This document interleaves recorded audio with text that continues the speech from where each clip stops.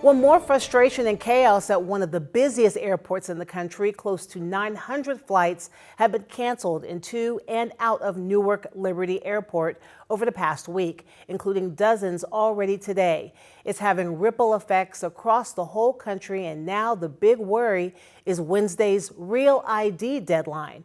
Could be another travel trouble. Chris Van Cleve has more. 9 days of travel misery as hours-long delays and cancellations continue to pile up at Newark Airport due to an FAA staffing nightmare.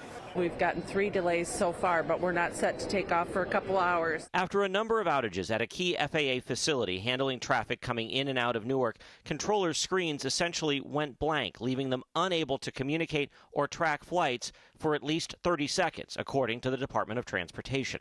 Were planes going to crash? No, they have communication devices. They can see other air traffic like GPS in the airplanes.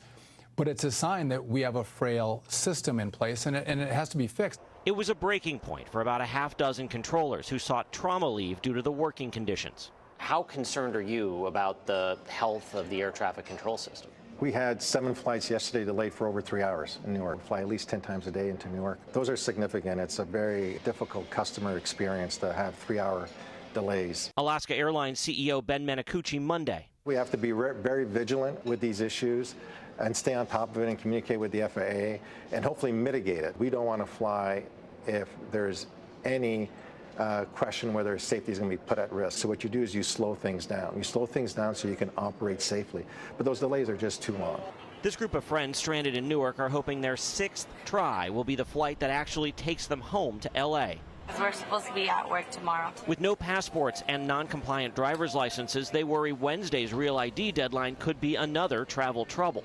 That's going to put us in a pickle if we don't get back home soon.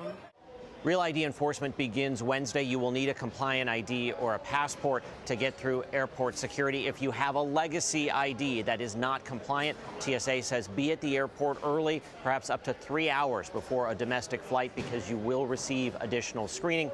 Transportation Secretary Sean Duffy plans to announce his plan for modernizing air traffic control on Thursday as long delays due to the staffing issue at Newark continue. Chris Van Cleve, CBS News, Seattle.